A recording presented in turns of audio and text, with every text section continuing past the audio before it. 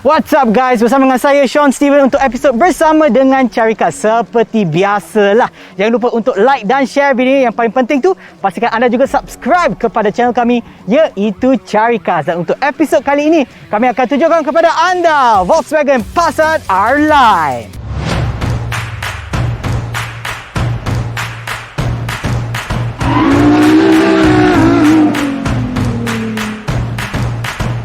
Volkswagen Passat R-Line merupakan abang yang lebih sporty kepada Passat Elegance. Dan harganya adalah lebih kurang RM203,000 dan terdapatnya 6 warna. Yang ini adalah Oryx White, terdapat juga dengan warna hitam, warna biru, warna kelabu, silver dan juga warna coklat ataupun warna brown. Dan kereta ini memang fully assembled di Pekan Pahang. Kalau anda nak tahu apakah perbezaan, saya cakap sporty kan, apakah perbezaan di antara kereta ini dengan yang Passat Elegance? Jom kita tengok bahagian luaran kereta ini. Jom.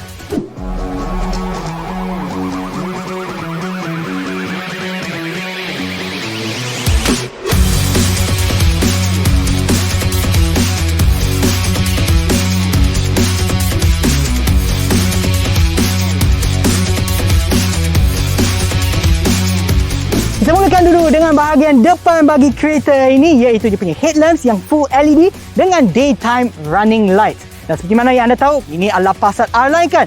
Mestilah ada badging R-Line yang ada di sini yang sebahagian daripada front grille. So memang akan nampak banyak chrome finishing dan juga glossy black. Seperti mana yang anda nampak dekat grille ni, memang dia punya finishing chrome ni yang memang disambungkan ataupun nampak macam sambung dengan dia punya headlamps di sini sehingga ke hujung sana, memberikan kesinambungan bagi desain tersebut. Dan di bahagian bawah sini, di sekitar fog lamps yang LED ni, dekat sini nampaklah dia punya glossy black, memang cantik untuk front lamp dan juga memang akan nampak di bahagian belakang dia, tapi itu nantilah. Di sini pun ada chrome finishing seperti mana yang akan nampak di bahagian depan, tepi dan juga belakang. Jom kita tengok bahagian tepi pula.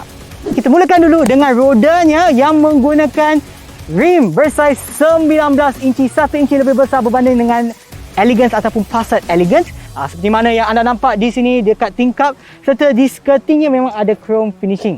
Dan bahagian tengah ni dia punya B-pillar adanya glossy black finishing, memang cantik kan. Dan dia punya wheelbase nampak macam panjang kan. Dan nampak dia punya curvature ataupun dia punya lengkungan pada roda ni memang tidak tidak memberi kesan pada pintunya, memberikan nampak macam dia sebenarnya dalam tu luas kan. Yang tu kita akan tengok nanti. Kita tengok bahagian belakang pula. Jom. Okey, untuk bahagian belakang pula adalah untuk dia punya rear lights yang mempunyai sequential turning indicator dan juga full LED di sini. Dan memang kalau nampak kan bila tekan brake ataupun apabila lampu dinyalakan, dekat belakang tu akan nampaklah dia punya bentuk L tu yang memang cantik sangatlah. Dan seperti mana yang disebutkan tadi, untuk R-Line ni nampak dia punya chrome finishing dan juga glossy black di seluruh kereta tu. Dekat bahagian belakang pun adanya dia punya chrome finishing dan dekat sini pun nampak dia punya black finishing.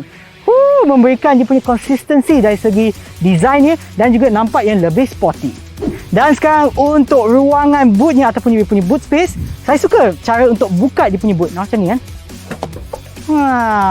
Power tailgate dan ruangannya kat dalam ni adalah 586 liter. Memang besar. Tak percaya kan? Bukan. Memang besar. Bukan saja muat saya tau. Saya rasa lagi seorang boleh masuk kat sini. Nak masuk sekali kan? Tak ada. Dah keluar. Okey.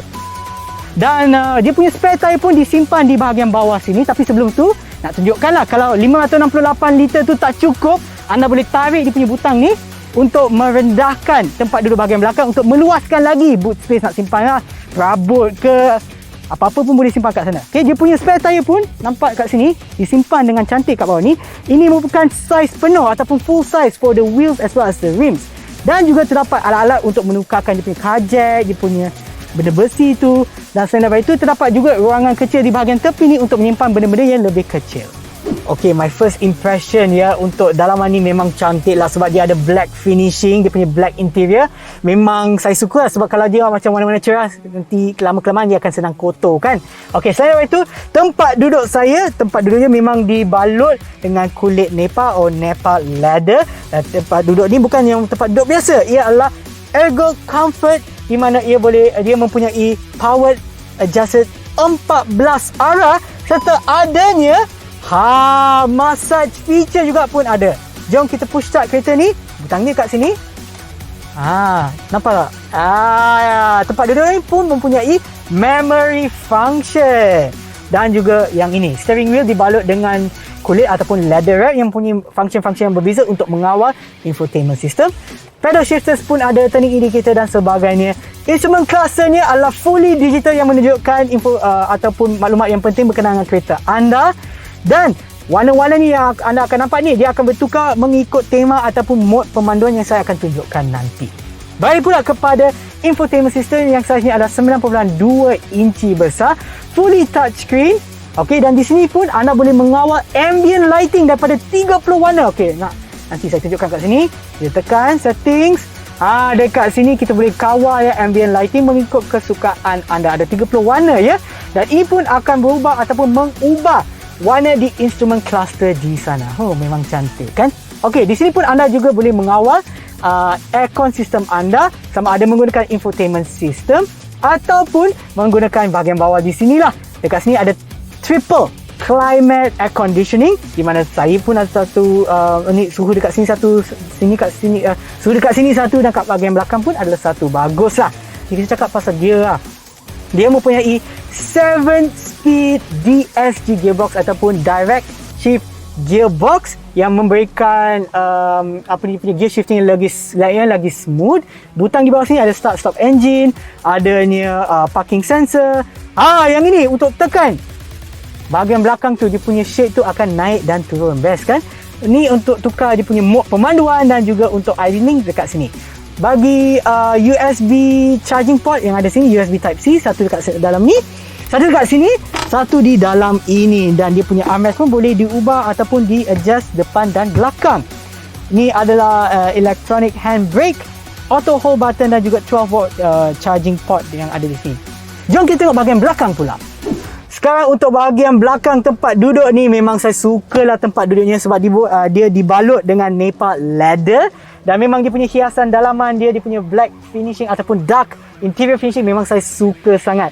Yang paling penting untuk orang yang duduk kat belakang ni di Malaysia tu adalah suhu panas sawit. Anda boleh adjust dekat sini. Ada 3 climate zone kan, ini adalah satu daripadanya. Dan anda boleh adjust dia punya suhu, nak tinggi, nak rendah, nak dia punya arah pun boleh dikawal di sini. Dan untuk bahagian bawah sini pula adanya 12 volt charging port dan juga USB Type-C charging port untuk mengecas barangan elektronik anda. Dan di bahagian sini pula adanya cup holder dan juga kompartmen ataupun bahagian yang ekstra untuk anda mengambil apa-apa daripada tempat belakang ataupun boot kereta anda. Dan juga untuk meningkatkan privasi anda, nampak tak yang ini? Adanya built-in sunshade ataupun window shade untuk anda lah. Kalau terlalu panas ataupun nak tidur ke apa-apa ataupun nak meningkatkan privasi anda, bolehlah tutup bahagian ini. Sekarang untuk pemanduan kereta ini, kita mulakan dulu dengan ciri-ciri dia ataupun dia punya performance ya. Kereta ini menggunakan 2.0 liter turbocharged engine dikapal dengan 7 speed ataupun 7 speed DSG, iaitu direct shift gearbox yang dapat menghasilkan 188 horsepower dan juga 320 Nm torque. Tak sabar saya nak cuba. Tapi sebelum tu pun nak bagi tahu pasal ciri-ciri keselamatannya. Yang ni ada electronic differential lock, di mana ia dapat meningkatkan traction ataupun dia punya grip bagi lagi selamat lah. Selain daripada itu, ia juga ada driving mode selection.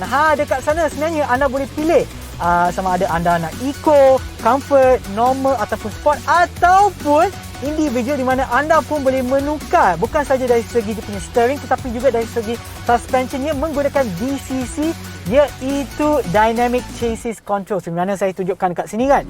Kita buka yang ni, kita masuk dia punya mode kan. Kita pergi kepada individual, tekan pada change. Dekat DCC ni anda boleh pilih sama ada daripada comfort sehingga normal. Memang anda boleh tukar dari segi dia punya suspension. Steering pun boleh tukar, nak sport ke, nak normal ke. Dia punya drive, light assistance, air conditioning, memang boleh dikawal menggunakannya. Tapi apakah perbezaan tu? Nanti saya akan bagi tahulah. Apa kata kita test drive kereta ini? Jom. First impression saya untuk dia punya steering, dia agak ringan. Alright. Dan agak responsif juga. Kalau saya nak tekan, memang boleh rasa lah dia punya power.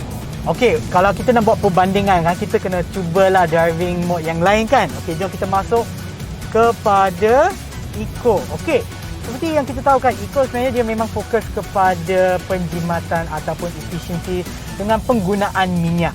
So, apa yang saya rasa sekarang, dia punya steering masih okey, masih ringan. Saya rasa dia punya suspension pun tidak macam keras sangat lah. Tapi dari segi dia punya pick up, jom kita cuba. Okey, dia punya pick up agak lambat. Yalah, memanglah kalau anda nak tekan tu memang menggunakan minyak yang lebih banyak.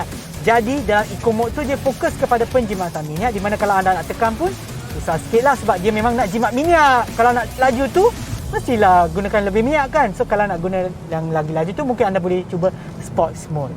Okey, sekarang kita dalam sports mode. Apa kata kita cuba dia punya pecotan apapun dia punya power. Kita tekan minyak. Okeylah, memang rasalah dia punya power. Kalau I nak tekan sikit-sikit pun, you boleh rasa dia akan macam gerak ke hadapan sikit. Macam tu. Jadi, kalau anda nak lebih fokus kepada pecotan ataupun nak bawa laju tu, masih boleh pergi ataupun boleh pilih mode sport ataupun load pemanduan sport. Kalau nak relax, nak lagi selesa, bolehlah masuk comfort ataupun nak jimat petrol mungkin dalam jam ataupun bawa dalam bandar, mana boleh laju sangat kan. Baik, masuk Eco mode. Secara keseluruhan, kalau saya nak bagi markah, saya akan bagi 9 daripada 10 dari segi pemanduan, dia punya control, dia punya power. Dan juga dari segi keselesaan memang rasalah dia adalah apa orang kata ada keseimbangan ataupun fine balance di antara performance dan juga keselesaan. Jom kita bandingkan kereta ini, Passat R-Line bersama dengan varian yang lagi satu iaitu Passat Elegance. Seperti mana yang anda nampak jadual perbandingan di hadapan anda berkenaan ataupun dari segi harganya. Harga untuk kereta ni adalah lebih kurang RM200,000 dan yang lagi satu Elegance tu berharga lebih kurang RM181,000 ataupun lebih kurang hampirlah RM182,000 tu. Apa kata kita bandingkan pula di antara variannya dari segi ciri-ciri dan juga featuresnya ya. Seperti mana yang anda nampak jadual perbandingan di hadapan anda. Kereta ini mempunyai saiz rim yang lebih besar iaitu 19 inci dari segi luarnya. Dia punya R-Line body kit memang cantik lah dan dalamannya dia punya tempat duduk memang selesa. Adanya ya ergo comfort seat, adanya massage. Seperti mana yang anda nampak di jadual perbandingan di hadapan anda. Apa kata kita bandingkan pula dari segi persaingannya. Kita akan bandingkan kereta ini di antara yang Volkswagen Passat R-Line ni kita bandingkan dengan Toyota Camry 2.5V, Honda Accord 1.5 TCP dan juga Mazda 6 2.5. Seperti mana yang anda nampak jadual perbandingan di hadapan anda dari segi torque, max speed, pecotan dan juga dia punya gearbox 7-speed DSG gearbox. Kereta ni memang menang dari segi itu sebab dia punya gearbox pun agak smooth dia punya pertukaran di antara gear kan, seperti mana yang saya dah cuba untuk pemanduannya. Dan apakah pula pendapat saya? Saya rasa kereta ni dari segi luarnya memang nampak cantik, nampak sporty dengan R-Line body kitnya. Dalamannya memang cantik juga kerana dia punya tempat duduk pun memang selesa, ada massage. Kita boleh pilihlah mod pemanduan berdasarkan apa yang kita nak. Itulah pendapat saya. Apakah pula pendapat anda? Pastikan anda tuliskan pendapat anda di ruangan komen di bawah. Jangan lupa juga untuk like dan share video ni, subscribe kepada channel kami iaitu Carikas dan kita akan berjumpa lagi di episod yang seterusnya. Bye bye.